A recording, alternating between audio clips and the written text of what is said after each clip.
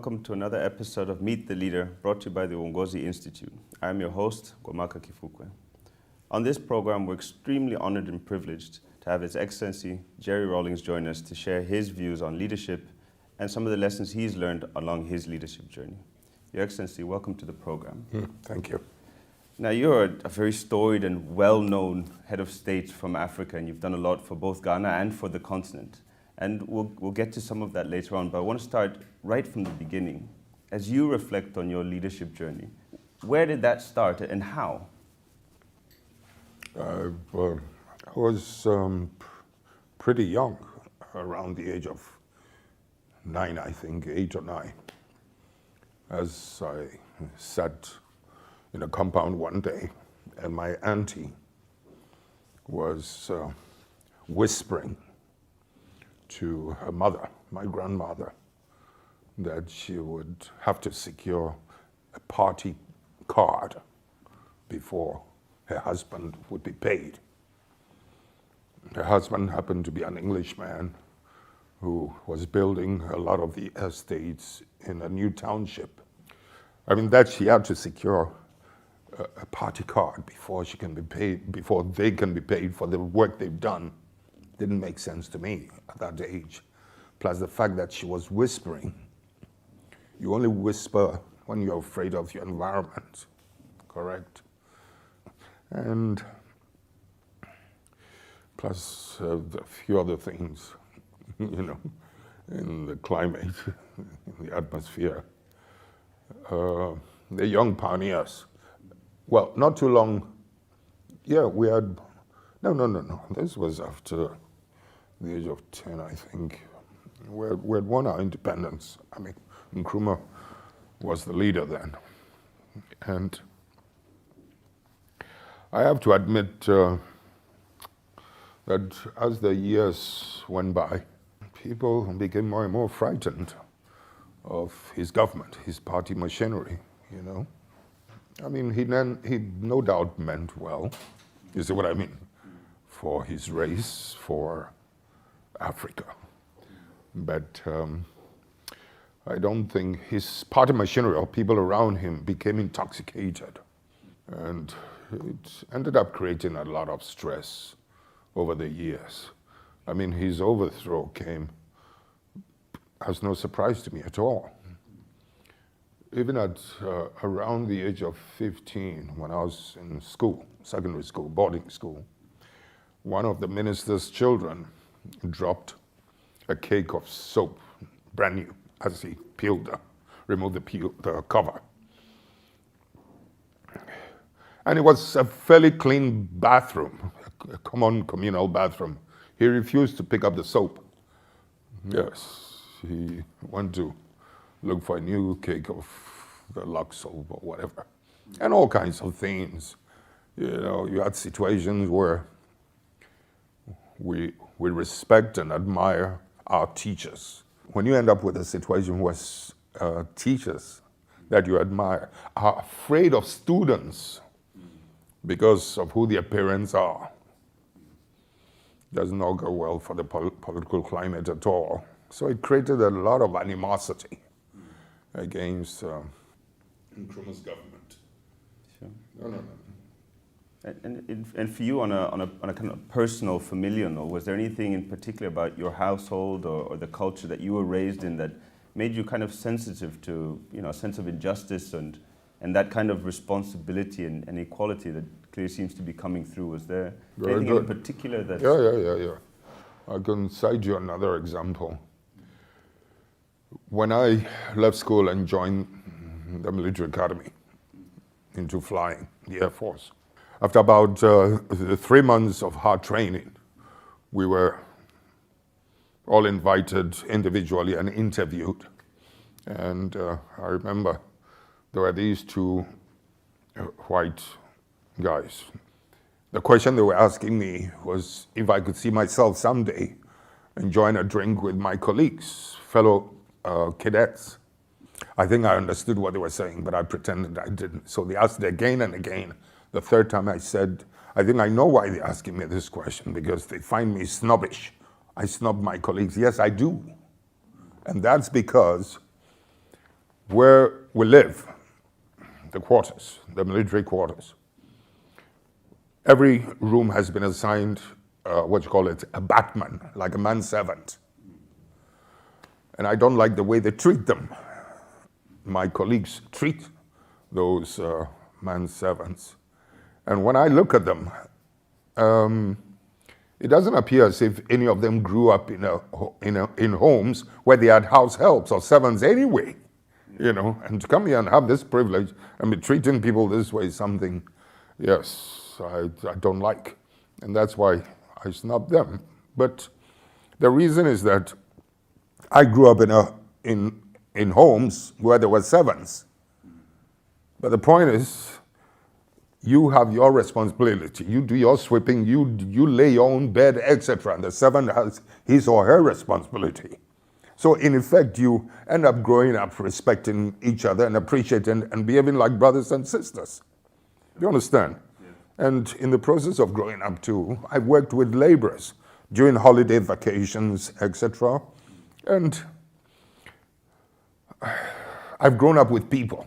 I did not grow up and allow anything to take me outside the orbit of reasoning, you know, the empathy that we must necessarily have for one another. So. No, it's interesting you say this because, of course, you had a storied career with the military, which we'll come to. But you know, the military is known for breeding leadership. I mean, it's a core part of how leadership or how military training progresses. So in your case, actually the leadership responsibility was framed outside that. Did you find it difficult to reconcile this with the kind of military regiment? Or were the two quite No. We got along. Okay. I mean, when I was at school also, you know, that boarding school I just talked about, I joined the Cadet Corps, you know, and I'd always wanted to fly anyway. And I'd always wanted to join the Air Force, you know. So for me, the military was next to nature, really. Sure. Mm-hmm. And it seems you were very popular in the military, at least amongst your peers, from looking from the outside. In 1979, you led an unsuccessful coup, and you were actually arrested and sentenced to death. And then a month later, there was a successful coup, and the military kind of rescued you, and then progressed to move you to lead the kind of transition government. What was it that you think your peers saw in you as a leader? That is part of the disinformation, because people do not want to, or the media, or those who are opposed to the concept of the fact that humanity has a right to revolt.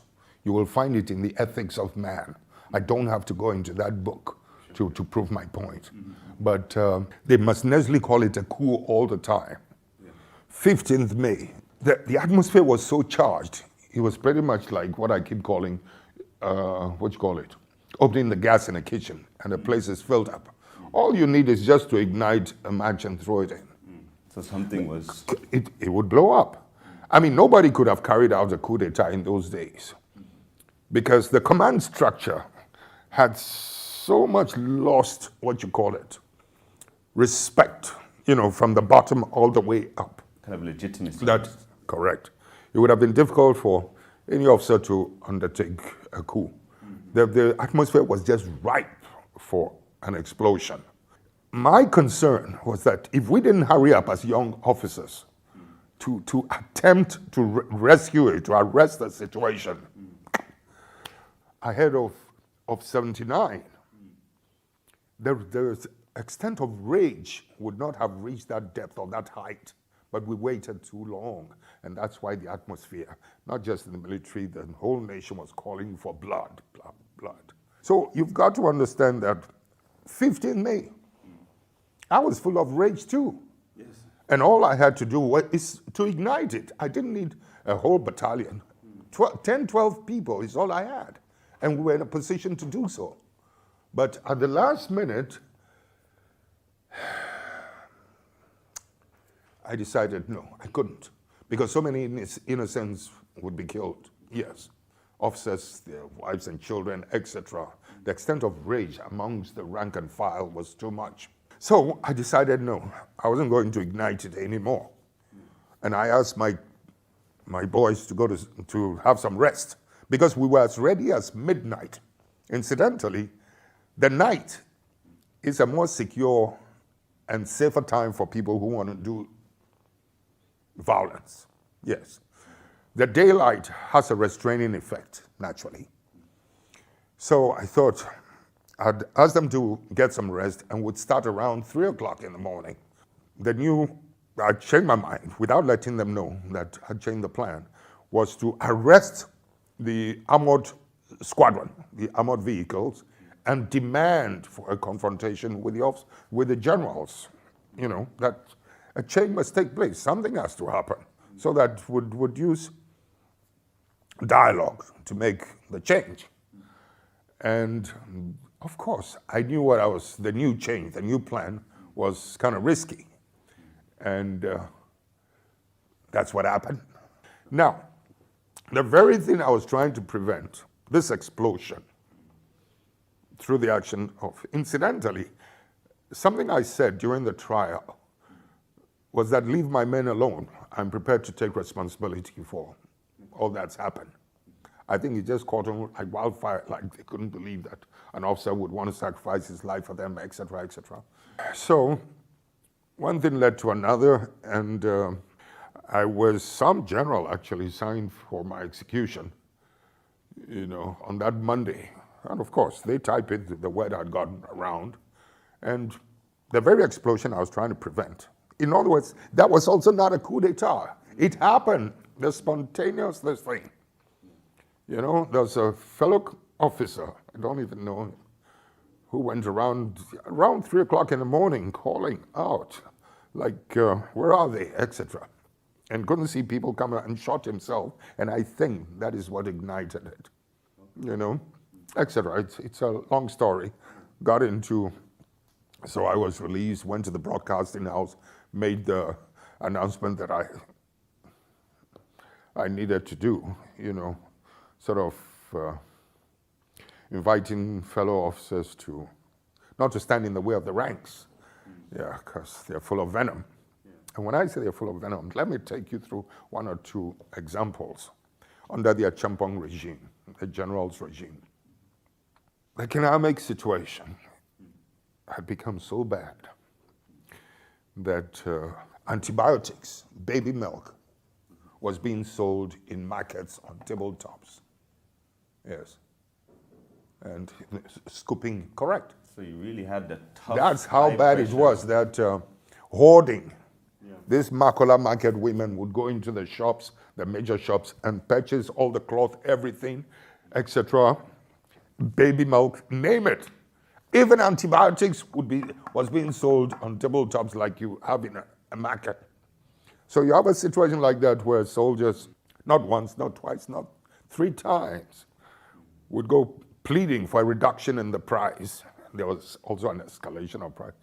And the country had grown to hate us, hate the government, you know.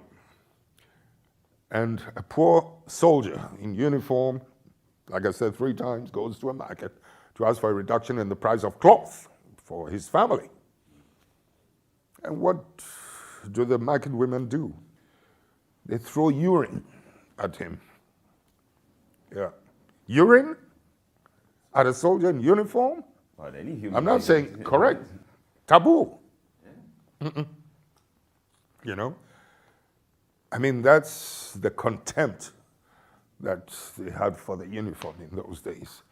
So at that moment, you can understand how much he would hate that woman, hate his general up there. No, the officer corps, and we were seen as officers. They didn't see that, you know, there are officers and there are officers, generals and whatnot. Oh yeah, they would have done us all in, you know. So you've really been driven by a sense of fairness and justice, but also a loyalty then to the state, as it were, the state of Ghana, stabilizing it and so on. You very quickly ceded from the military to a civilian role, and that was short-lived. And so you were brought back in and managed to stabilize the country by establishing the Fourth Republic. I wasn't brought back in. Oh, I came back in. okay, sure. When we handed over the first time to Liman, after 3 months, it was almost as if, 8 generals, including 2 former heads of state, had been executed. And some of them were innocent people, commanders. But it was best to sacrifice the commanders than to go down the ladder of all the guilty people that the rank and file knew about. You know, it was a very difficult thing. At first, we thought we could sacrifice only 2. 10 days later, the tension was building up. If we didn't let go, they would start collecting. Meanwhile, they had arrested officers in all the units, except for, you know, those within the rank structure that I had named. So, etc., etc. That period was an expression of rage. But thankfully, we managed to contain it within the military, and we paid the price for it, the national prize. And then the handover comes, very swift. You think all that anger and all that rage has dissipated? Of course not. It takes some time. It'll take time, etc. You know, etc. But to cut a long story short, there was still a good store of it, with a hope that in giving the power to this new administration, the road, you know, of integrity that we had embarked on, the sense of justice, fairness, would be continued, would be an underlying principle. But no, the nonsense did not only start, the state security machinery started arresting and persecuting soldiers in various units and started harassing me. Yeah, they attempted to eliminate me on 2 occasions. Yes, of course. And they started giving back, the courts started giving back the properties that had been confiscated, ill-acquired properties that had been confiscated. States started giving back. So you were going back to that situation? Correct. Okay. You know, very disrespectful of human sensibility and sensitivity. And no sense of the history. Correct, Chief. So, this time round, don't forget the first time, the ranks felt that a lot more people should have been executed and we wouldn't have it, I wouldn't have it. Age was bad enough. If we don't move in again, it'll get and they, worse. correct, and they do, it's like we told you, and it's like they'll complete it. So I had to take the lead again. And I set my leadership from the beginning so that I would, and I immediately converted all that anger into productive energy. And that took a while, and you eventually then took over as a civilian leader. Oh yeah, that took quite a while. But our best time was that first 10 years of a revolution. And I remember, what's his name? And the whole of West Africa was actually getting ready to burn. Many governments fell, go look into it. And Nigeria was on the edge of the precipice to fall. And everybody, or most countries, wanted to have it our way. Because up to that point in time, most of us in Africa, West Africa, knew nothing but corrupt governments, one after the other. I remember when the Western powers and the media started talking about, terrorism, etc. I pointed out into their faces that you're now talking about terrorism when governments in Africa were terrorizing us, the citizenry. I mean, where were you? Some have still not let go of the machinery of terrorism. It's like some of them still believe that's how to rule a people, you know? And along with it goes heavy corruption, you know? It's most unfortunate. But let me get back to the point what were you asking? So about this kind of that transition to a civilian government and how, whether that was, I mean, it seems it was second nature to you that eventually that was the right way to go. Yeah, what I was going to say actually was that the first 10 years of that revolution, when we didn't have the constitution, was our best time. It brought the best out of our people. And that's why I was saying, I mean, because it's a revolt. And you're expressing all of that. Yes. So rather than pitching inside, you use it creatively. Yes, a rejection of authoritarian rule and all the foolishness of the past, so that the people actually took hold of what now belonged to them. In a kind of, I suppose, a cheeky question, is it easier, in your experience, was it easier to rule in that period than it was later on, when you now have this constitution that, you know, you're trying to build institutions that are democratic and fair? Yes, I understand you. Yes, it is. It was easier then. Easier then because of the spontaneity of the people. I think are good-natured by nature, if I'll put it that way. So the introduction, and I'll be very honest with you. When we had to introduce multi-party and go, you know, constitutional, the West has a way of saying we became democratic after 10 years in 92. We did not become democratic. We introduced constitutional rule from that point. But the democracy started from that point of revolt. Because the people then... Correct. I mean, they had never enjoyed so much freedom and creativity and a sense of purpose, a sense of justice for so long. It was beautiful. But the introduction of that thing was like the old carpet, the old blanket, the old cover was coming back, you know, where they would feel disempowered, correct, etc. So what was happening was, I have to confess here, that State Department, of course, the IMF and the World Bank, don't forget that Western powers had tried for a long time to overthrow us, and it just never worked. That's how come they resorted to having Shagari throw out the million Ghanaians in order to save his regime, because his regime came out of a military situation also like ours. At the time that Liman, that civilian regime, came in after 79, he also emerged. This man, you know, we've had a revolt, they haven't. You're messing up, so we come back. So Nigerians just wanted it badly also to deal with the history of corruption in their country. So that is what endangered Shagaris, and they thought a way out would be to destroy the revolution in Ghana. This is a regional problem and we've dealt with it, and therefore things at home kind of calm down. So, oh, they thought, you know, it would. But the nature of the African, as usual, I mean, everybody had a home. Everybody, you know, we just absorbed them and we just continued. So it endangered his regime because Nigeria wanted to deal with corruption too. This is finally, I mean, coups have attempted it, they've become corrupt, etc. This is probably the first time that somebody has emerged with a solid of integrity, known integrity, in a very corrupt situation. I mean, without a coup d'etat. So like the people have finally got the chance to get the right person. The right leader.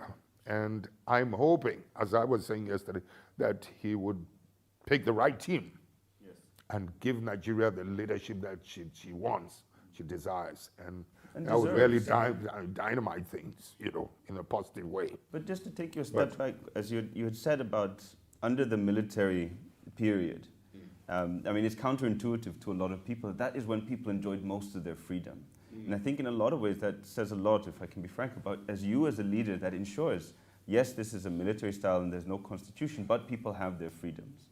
And I want to kind of segue into a broader point about leadership in Africa.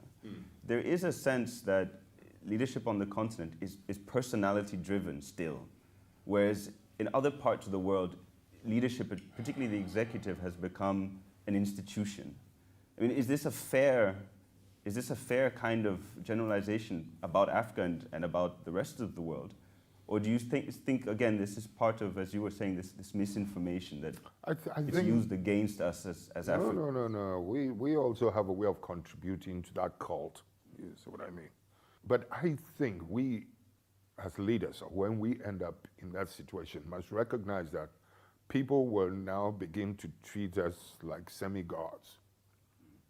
And we should be conscious of it, duty bound to prevent it. We must create the kind of chemistry that would make people tell it to us as they should. You see what I mean? Fairly and firmly, and respectfully. But this is at the very best. Then, of course, you have those who actually come with criminal intent. It's a very harsh, strong word, but who are so materialistic that they actually go out to destroy institutions of integrity in order to survive. And this is what happened after I left office, But let me ask you, I mean, you respected the two-term limit, and you left office in 2000, actually to an opposition party, as I understand it. And you decided to respect that, so, thereby giving that kind of institutional legitimacy. Correct. Can you actually stop being a leader? Is that something that's possible? Not necessarily as a head of state, but you still lead, you still have influence. Correct. Is that something you're able to do? And that's why I'm saying people ask, people have the tendency of suggesting that I had all the power and I could have stayed on, And I tell them, no, I couldn't have. I would have been defied by the people. The institutions do exist in most of our countries, but the human factor, lacks the confidence. The intimidation from the machinery, the posting away, judges, etc., to outlandish places, etc. You intimidate, and everybody then kowtows to, the central political authority, which is not good enough. And that is not part of our culture as Africans, in our native tribe, or what you call it. I mean, we do have respect for one another. But that's the point I was also making, that in inheriting the English language, and I'm saying that you should have used that language, those collection of words, to express the culture of your integrity, or the integrity of your culture. But no, we also allowed it, to be contained, and we use the language as a weapon of intimidation in governance. That's what can sentence you, that's what does this, etc., etc., etc. Let me just cite one little example of something that happened one time when I came into office the very second time, and soldiers were misbehaving all over the place. Soldiers from my unit, went and provoked something or the other, and there was likely, it created tension, and there could have been an attack the following day. And I was thinking, what can I do to prevent this thing in a very genuine way? I thought about it and realized the solution was right there. So I called some of the senior warrant officers and said, go and see your counterparts in the other unit and indicate to them you're coming to see them at 5 o'clock, 5:30 the following morning. That was all. That was all. Tension began to dissipate, because in our culture, when something serious, genuine, spiritual has to be dealt with, you call the children, the parents call the children, or whoever they are, the elders, wake up at 5 o'clock in the morning, 5:30, sit and deliberate on the issue. And resolve it. And resolve it, because it's seen as a very genuine, serious situation. You understand? So I'm saying by the following morning, the tension had dissipated. So you lean on that kind of cultural. Correct. And too often we put it outside, put it away, lock it away, and just continue this way, in this, superficial manner. And this is why I'm saying that I respect Nigerians a lot more in this respect. They've not, your lady, what's her name? The MC, she is smart, brilliant. She is, these are the kind of people, they are role models, and she's perceptive, a wealth of information. In some parts, in some political areas, we bury people like that. We suppress it. We don't allow them to shine, to be role models. And that's part of the problem we have. There was a lady who talked about Chinua Achebe. She's very right. I read Chinua Achebe as well. I was at school, and how impressed I was, and I read the other one. What's it called? Another one was written by, along the same lines, was written by Ayikwe Ama, a Ghanaian. Ayikwe Ama's book, had the title, The Beautiful Ones Are Not Yet Born. Yes, very famous book. As I grew up, and I was seeing so much brilliance, so much integrity, you know, like all the people at this conference yesterday. As I was beginning to notice people like that in my country, in those trying, corrupt times, that's when I realized that no. The beautiful ones are born, they are there. It's just that the political climate is not allowing them the opportunity to shine and to provide leadership. That's it. So I didn't feel intimidated by, you know, having to take over at all, because the people to lead us and to provide whatever to help us are there. I suppose They're the there. same for leaving office. You knew that there were people there. Correct. You know, and that kind of brilliance is, excuse me, is created by, this is brain power. This is, their self-esteem is in their ability, their brain power, their intelligence, etc. It's not through the show of materialism. You understand? And they're there. We should use them, you know, to provide the necessary leadership. Okay? So I think a good leader must be able to recognize those with leadership potentials and bring them up. Get them out. And get them out, you know, to provide the leadership. Sure. And after leaving office in Ghana, you've served in multiple positions and in roles at the Pan-African level, through the Pan-African Parliament, with the AU, and so on. Do you find that different? Do you have a kind of a tension between balancing Ghanaian interests versus African interests? Are these the same to you? Is there a difference in the way you have to approach problems? No. I think human beings are human beings, Charlie. We all have the same aspirations, you know. You just have to identify or recognize, you know, what is peculiar, you know, to them in any one particular place or the other. That's the word, understanding, you know. Understanding their situation is half the work that needs to be done. But if I may comment on one aspect of the Somalia situation, the only complex thing I found about it was that one, I had to withdraw, I had to draw back, okay? Because I couldn't stay there. And I couldn't stay there with them in Somalia, and I didn't think this was the kind of thing you would handle from outside, based in Kenya or Ethiopia. I thought you needed to be there. But the deployment of the number of tanks and soldiers, you know, to ensure my security was too much. It was not conducive. Correct. They needed to fight Al-Shabaab or whatever, to bring some sense of order and not be around me constantly. And the other side of it was, you don't send me into a situation like that and don't give me executive authority to give orders, you know, to troops on the ground. Yeah, it's very difficult for you to implement then what they're asking. Correct, is what I mean. And and one side would be taking advantage of a situation like that, you know. You couldn't get things done appropriately, you know. I thought it would be best for the commanders-in-chief themselves, for the heads of state to actually deal with the political authorities on the ground and the military situation. Yes. How old are you? 30. 30. Yes. One of the Scandinavian prime ministers was shot and killed as he left, I don't know whether it was a movie theater, and was going home. And that's because anytime the cloud, you know, of the apartheid situation was going to die down, Palmer would reignite it. Anytime it would die down, he would reignite it. And, you know, he paid the price for it.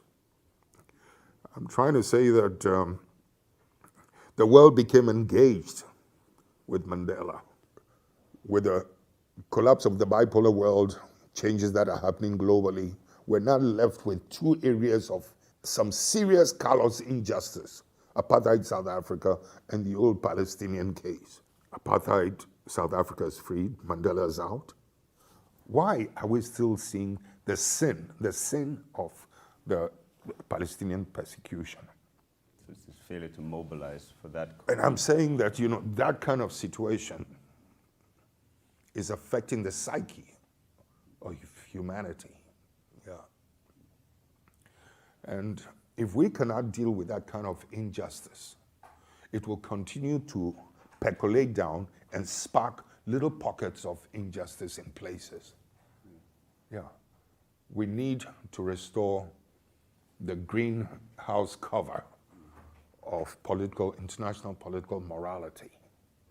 It'll take the energy out of fanaticism, because part of it is directly related to the manner in which these Palestinians are being treated.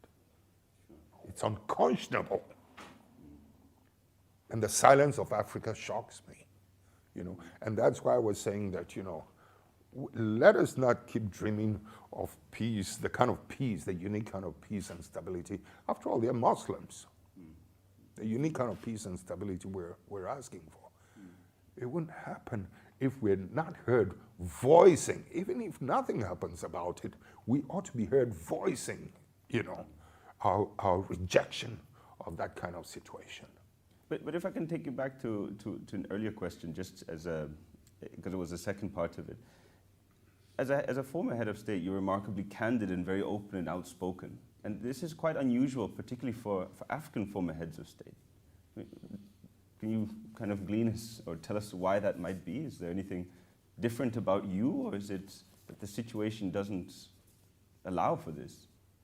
I don't know. I mean, this is the way I've always been since I was a kid. This is my freedom. I used to say that I didn't go out to want to be a president or a head of state. It was my pursuit of justice that put me in the seat of the presidency, So coming off it has not changed me in any way. Not when the circumstances I can see are still unjust. So those that I can speak about, I will. Those that I can do something about, I will attempt to. Yeah.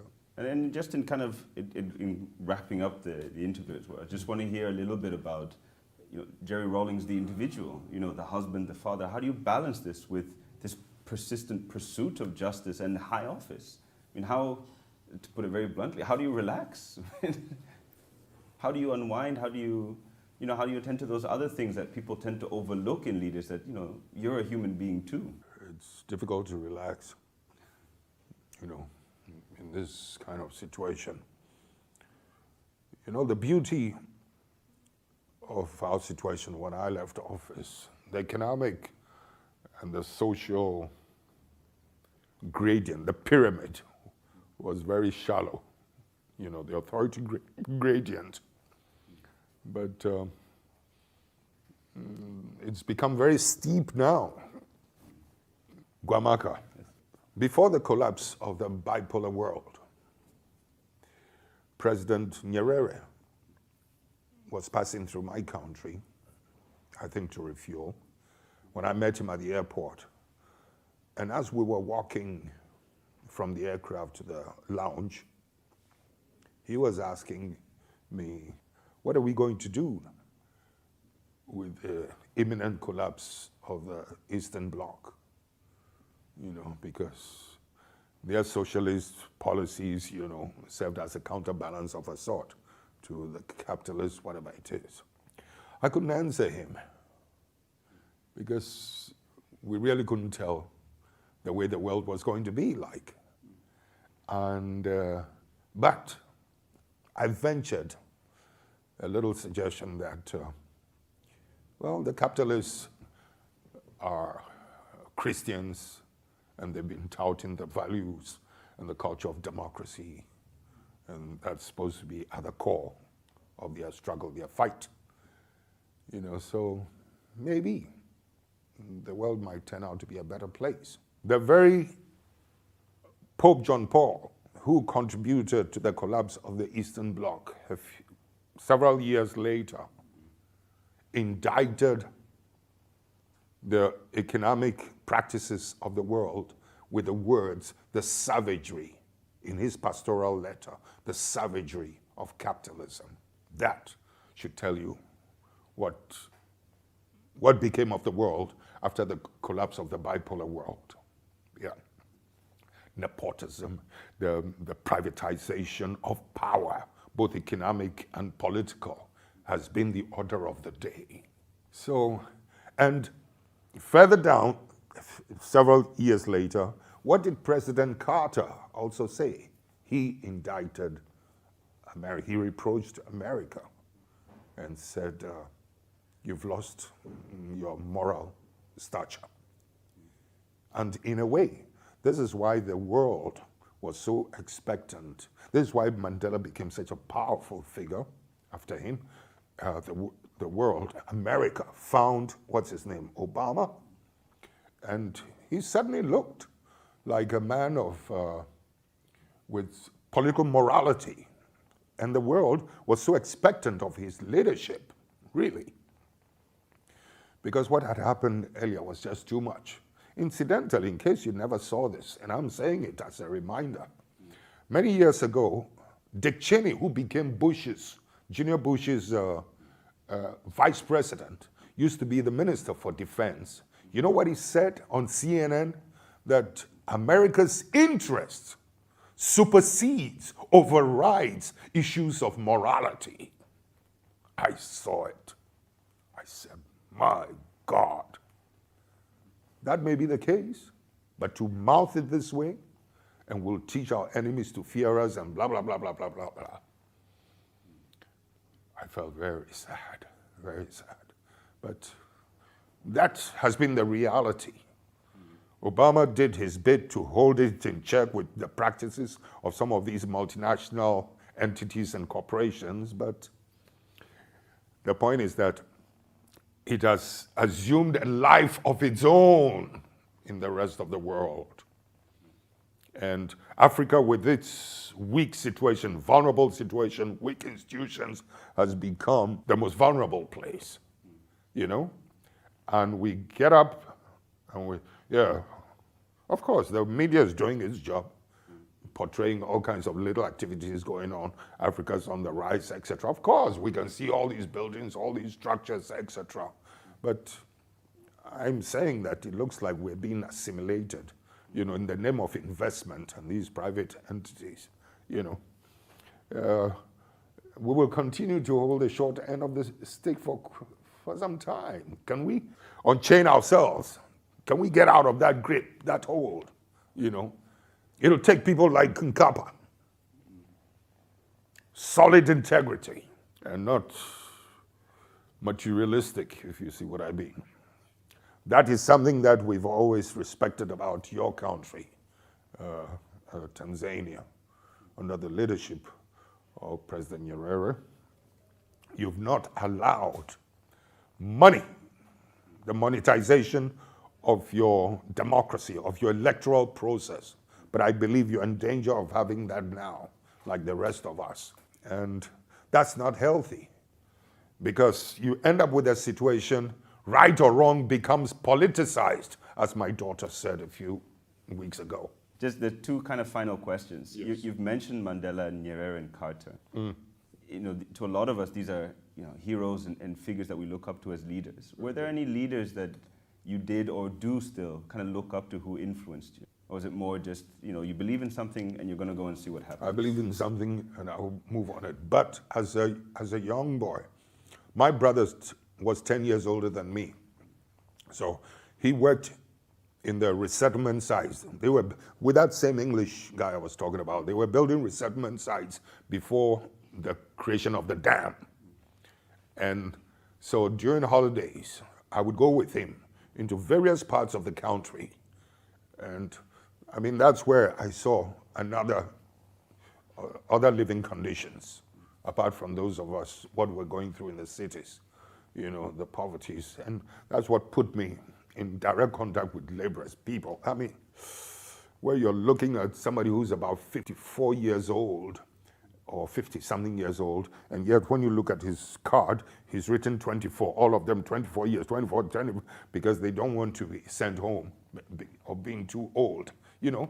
And at an age of 13, 14, 15, you begin to think, you know. So this sort of took me around the country to see things for myself. What kind of advice would you give to aspiring and future leaders on the continent as a kind of way to end the interview? Do you have any thoughts to share on this? When I joined the Air Force, I was then with the communications squadron, and this also took me around the country, landing on airstrips all over the country, all over the place. And it brought me into contact with the naked poverty people were going through, the hardships, the brown water people were drinking. Later, when I came into office, you know, I said something that shocked our people a bit, but I thought it was necessary because we needed to get water across, basic water, clean water to people. And I said, you know, the water we used to flush our urine in the toilets is cleaner than what people are drinking in the rural areas. This can't happen. This cannot go on. You know, no electricity, etc. So sometimes we would take off from a little town and the rest of the place would be in complete darkness. Meanwhile, I know there are towns, you know, villages all over. It became too clear, and yet that's where the wealth was coming from, the cocoa, etc. The capitals, our towns, were nothing more than parasitic entities. So I'm saying that these experiences were stimulating things in my head, that this injustice is just not good enough. You know, you're watching people aging ahead of their time. There was a time, I love water. Most weekends, I would go to the riverside and stay there as a young officer. Sometimes, yeah, with my wife also, and our first daughter. Just as a way of escaping from the stress and the pain in the towns, in the city. You know, that period I was talking about, the urine time. One day, I would go diving for oysters with the villagers. And we used, you just use your breath. So that way, it gave the oysters a chance to also multiply and grow. But when we got to the other end of the bank, I was using some white guy's boat and sort of towed one of the villagers' canoe across the river. When we got to the place, you know, he spoke harshly to his wife. So I said, look, Kojo, you don't talk to her that way, your wife this way. You know, be a little more respectful. And then he's, what was he saying? That's not my wife, that's my mother. You know, alcohol and hardship to fend for his family had aged this man so badly. Needle and thread, I mean, all his daughters who would come diving with us, you know, they only had just that one piece of cloth, and that's what they'd have to hope it dries up in time for them to cover up in the night. Jesus Christ, man. So here you are trying to avoid, you know, these kind of scenes, and I come to run into another one. One day I was coming from his place, and there were two people on a canoe also diving for oysters, and a strapping, healthy-looking young man with his back to me had a rope around his waist, and the woman across did not. So I was saying, you know, how come the woman's diving without a rope around her waist and you have a rope around your waist? When the lady across, you know, said, because the man had his back to me, the lady said, that's my son, he's blind. A blind guy, you know, had learned how to swim and put a rope around his neck. Many years later, you know, when I came back, I went looking for them. The woman had died years ago, and the young man had died because he got caught up in one of the weeds. One of them can be pretty tight, got caught up in there. But you don't run into blind people doing things like that. Unless it's That's a little risky, you know. But a blind man, you know, had learned how to fend for himself to survive. You know, we should talk about the issue of blind men someday, and I'll tell you how Stevie Wonder landed a plane without assistance. No, I'd love to hear that story, but we are unfortunately at the very end. So just one final word, just in terms of the future and aspiring leaders in Africa, do you have any advice for them based on your experience in leadership? I think so long as the vision, the noble objective is there, and you can identify some of the best in your country to constitute a team around you, what then becomes important is to stay dedicated to your principle, the maintenance of your integrity. Don't compromise on it. If you can do that, I think we'll go a long way. Thank you very much, and I think with those words we'll end the interview. So I just want to thank you again for participating and for your candor. And to say to the audience, thank you for joining us, and for, well, hopefully see you again on another episode of Meet the Leader. Goodbye. Thank you.